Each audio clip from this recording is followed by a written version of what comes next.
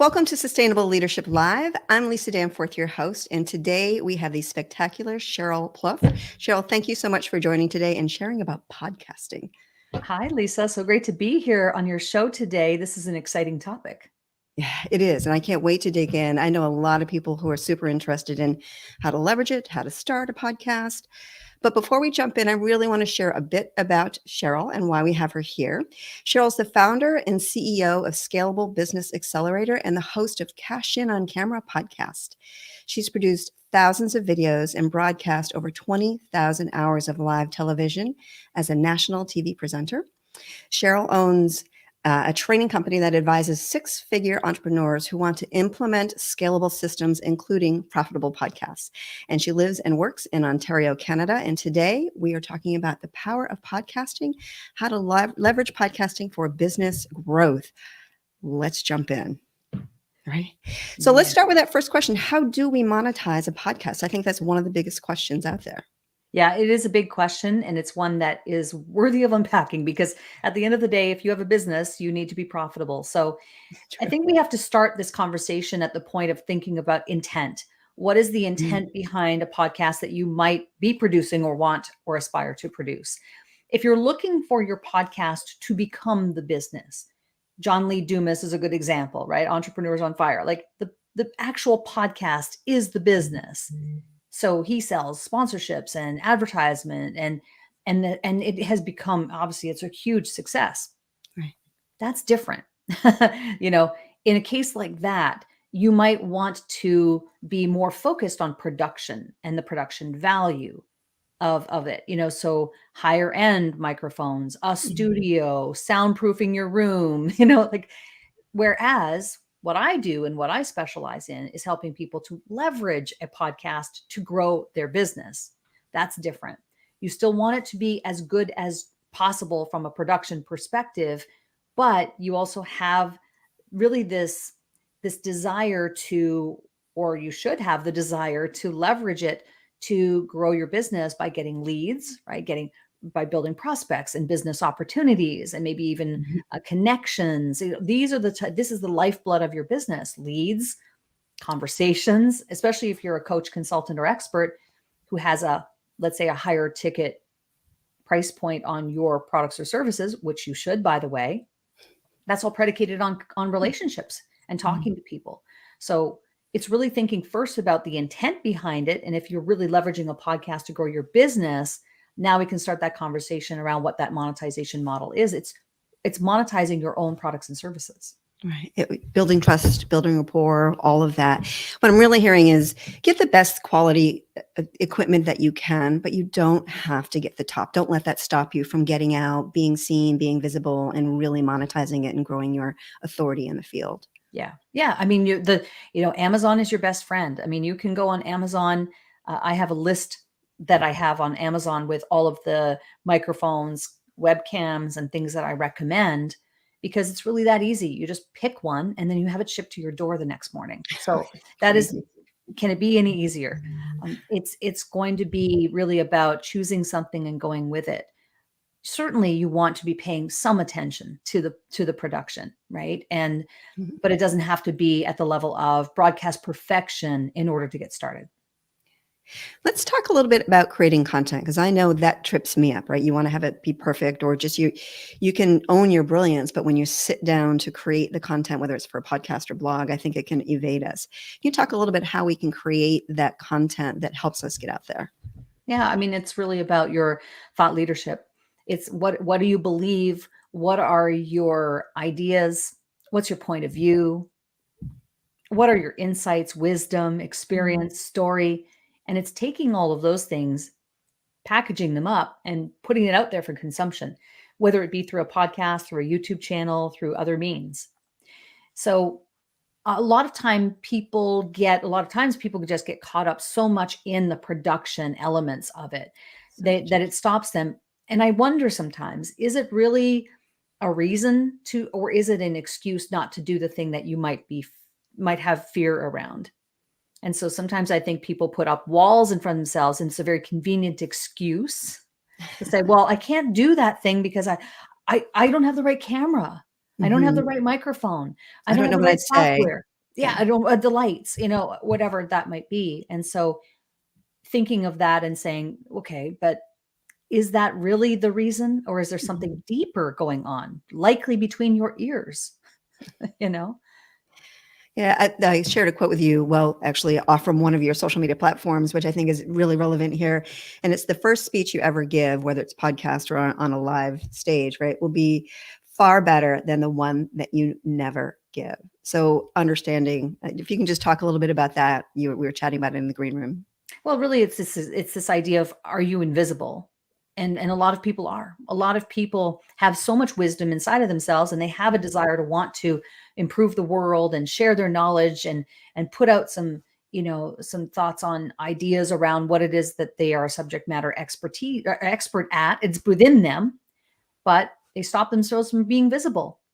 Right? You have to put yourself out there. If you want to have a business and if you really want to grow, visibility is a key component of that. You cannot do that by being a best kept secret, by staying behind the scenes, especially if you're someone who is, again, a coach, consultant, expert. There's a piece of personal branding that has to be a part of your strategy to get out there. So you must be visible. And that can be publicly, right? On public platforms, distribution channels of social media, on a podcast and a YouTube channel, whatever that is. And then I think there's also a piece around the visibility that is in front of private groups, private mentorship groups or masterminds, and being a speaker in all of these other areas or ways that you can be in front of more people. But you have to be in front of people. You can't We deny can't, that. and we can't just hang a shingle. In No, business, open a business. But we were also talking about how the very first few podcasts that you do, videos that you do, are probably not going to be your best. no, they're not. You have to be okay with that. I think of YouTube especially, where yes, your first 5 videos are going to suck, and it's okay. It's going to happen. Be okay with it. Just know that you're going to learn. You're going to evolve. You're going to make it better when you do your next 5. The first 5 might not be stellar, but you're not going to melt. You will survive, and you will get to, so long as you use the 3 C's of video marketing, right? And so I like to talk about having confidence, commitment, and courage. Actually, it's in the reverse order: courage first, then Right. commitment, and then you build confidence. So you really have to find that courage to do those first 5. And the better strategy, even still, even with those first 5, from a production perspective, might not be great, but just know, especially if you have a good strategy, that you're on the right track. You talk a little bit about consistency. We hear about that in every social thing, and getting ourselves out there, that consistency is key, whether it's one podcast a month or one a day. Well, it is key because that's what builds momentum. Mhm. It's the momentum and speed, in my opinion, right? There has to be a level of speed and momentum in your business. Otherwise, it will fall flat. So I'll give you an example. In 2020, when I started really paying attention to my YouTube channel, I was consistent for an entire year. And I did this little experiment on myself. I did one video, produced it all myself, once a week for the entire calendar year. And I didn't know how this was going to, I just wanted to see, because Mhm. at that point I had put a few videos up, but nothing big had happened. But I wasn't consistent. So I thought, Mhm. one of the things I love to do is be a bit of a crash test dummy of my own strategies. So I thought, well, let me do this. And it was some work, certainly, but I reaped the benefits of that. By the end of the calendar year, I had 15,000 new subscribers. So now I was monetized on my channel, earning a revenue from YouTube, also selling my own products and services. I had 1.5 million video views racked up by the end of that calendar year, viral video that reached over 1 million views within 11 months, and many others that reaped the benefit of that because of the way YouTube works, tens of thousands and hundreds of thousands of views on other videos as well. Why? Because I had a strategy. So I use a reverse engineering strategy to do it, and something that I do and teach. And I was consistent. I was consistent. There were many days that I didn't want to do the video. There were many weeks I did not want to do the video.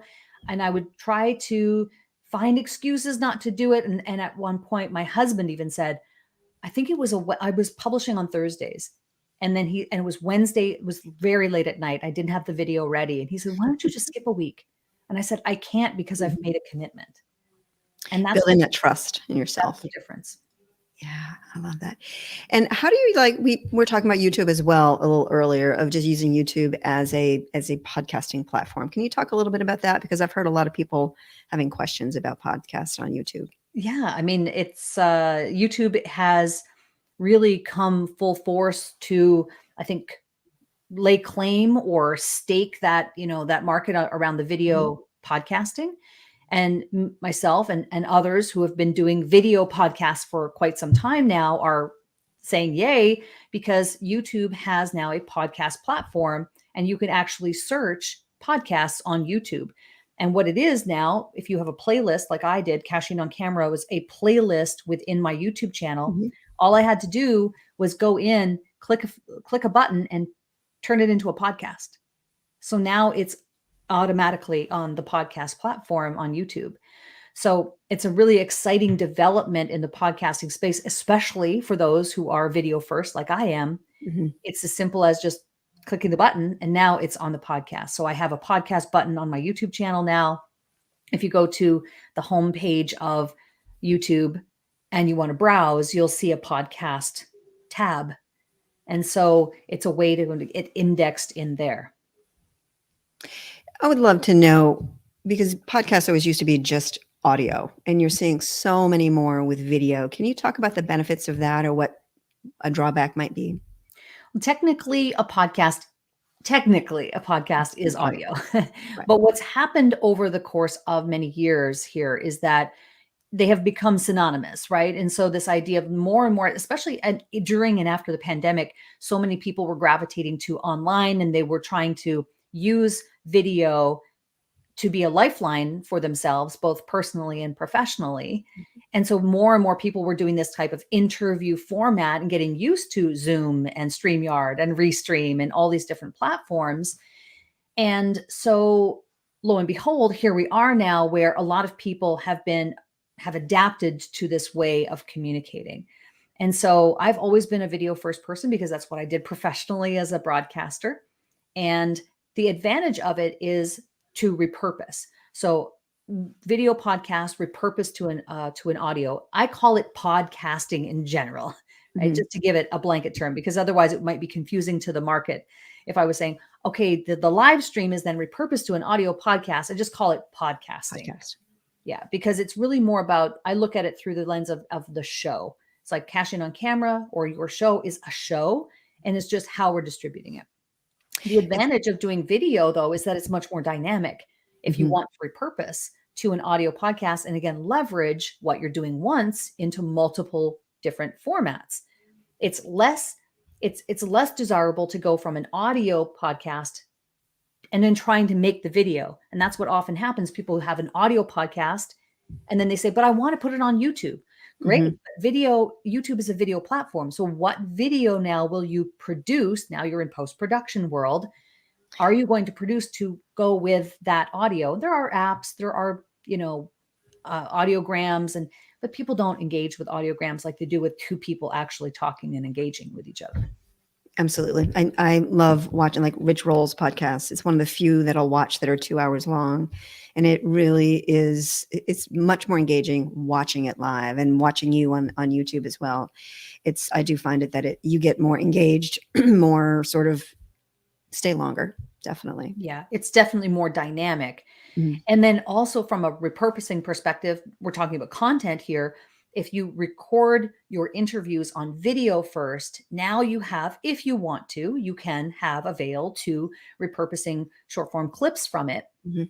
And now your video, it's actually a video file to use, let's say on social media, if that's your choice. That's going to just automatically, be more engaging, and algorithmically it has had a history of doing better with videos than other forms of content, although I think we're starting to see a lot more changes with that as well. Instagram was image, then it went video, now it's going back to image. It doesn't know who it is. Twitter doesn't know what it's doing. There's so many different social media changes that are going on, and that's why I love YouTube. It's Mhm. consistent. It monetizes. It can actually pay you for being a creator.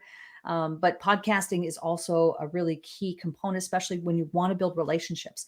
You want to build your database. You need to meet people. You leverage it to meet the right people. Can you talk a bit about metrics?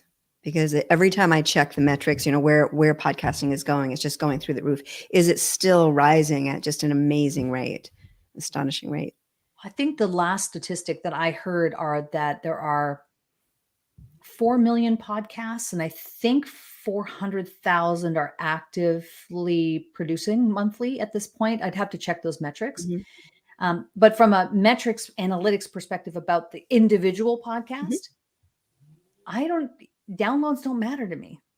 Really? Oh, that's so interesting. Can you talk a little bit more about that? Because I hear, oh, I've had so many downloads. Yeah. Well, that's because that's a different model. If I was making a podcast because I wanted my podcast to be the business, then that would matter, because advertisers want to know how many downloads. They're not going to advertise, right? So they're not going to advertise on your show if you can't prove to them that you have a certain number of downloads, and they only pay a certain amount for those CPMs, right? For the cost for cost per thousand. So typically, you're going to earn, let's say, $18 to $25 per CPM, like cost per thousand. So if you have a podcast that gets 10,000 downloads, and you can prove that through metrics and analytics, right? You might get an advertiser to pay you $250 for a 15 or 30-second spot on your podcast. So what happens a lot, and this is why I don't love this model, especially for coaches and consultants who need to earn six figures and multiple six figures. The math doesn't add up. And to get to that place where you can even charge $250 to run a 15 or 30-second ad on your show is 3 years down the line for most people. And they're not going to stay with it long enough to get to that point. So that's why that monetization model doesn't often work, and why people pod fade. They start, but then they don't continue, because they're not leveraging their podcast for business development opportunities. 3 things you want to look at: prospects, partnerships, partners, and platforms. Meaning, is it highly likely to lead to a client, a partner who can help promote a collaboration, a strategic alliance, a joint venture, some type of partnership, or a platform where you can speak on their platform, be it public or private? That's a very different model. So in that case, I don't care about the downloads. It doesn't matter to me. It only takes one right person for me to have an opportunity to speak on someone else's. Only one person to become a client. Only one person to become a partner.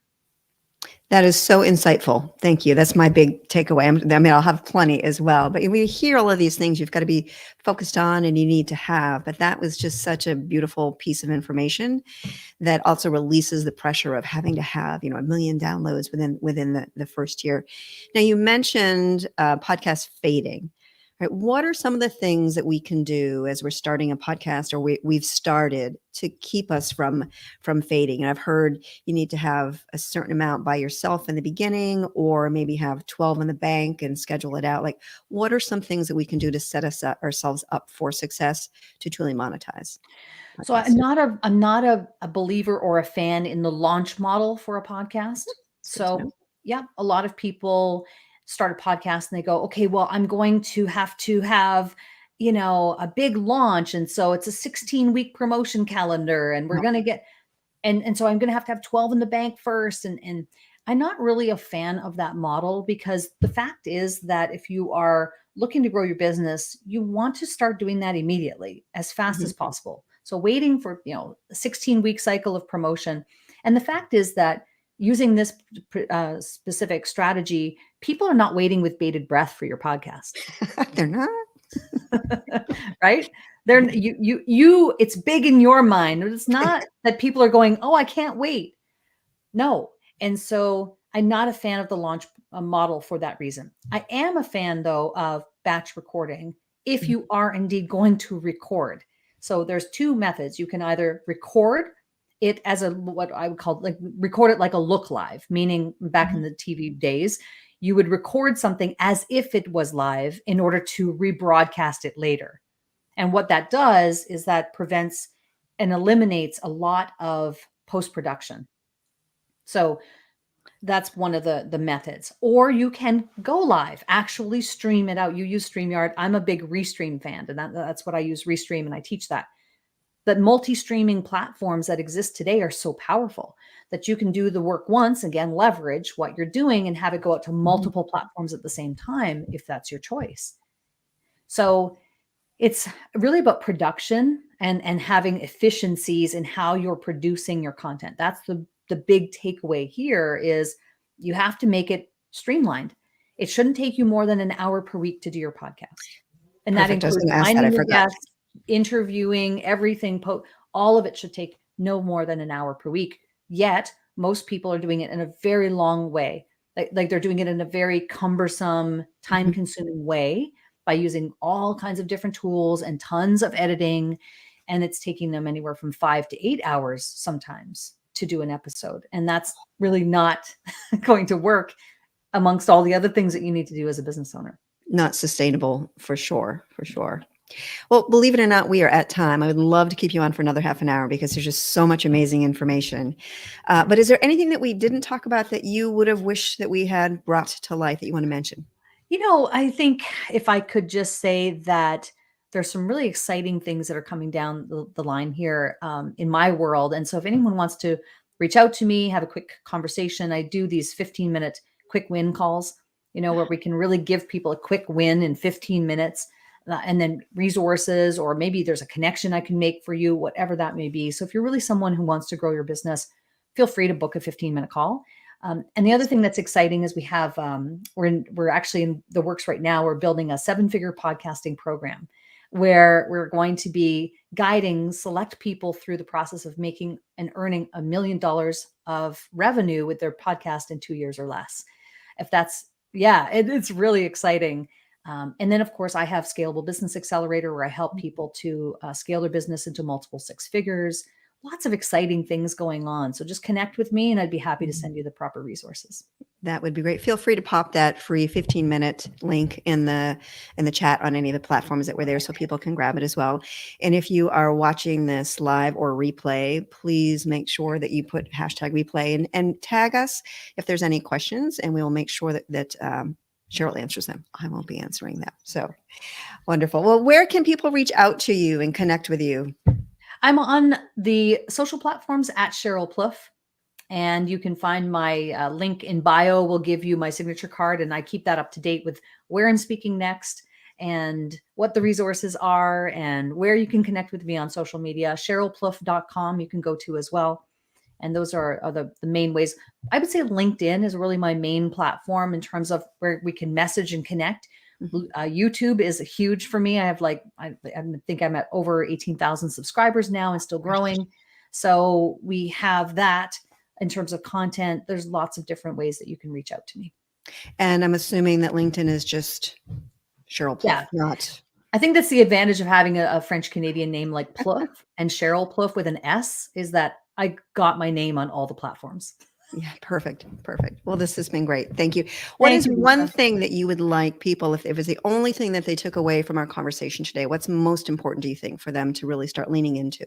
I think it's really about strategy. You need to have a strategy, leverage, and have momentum and speed in your business. Awesome. I so appreciate that. Thank you.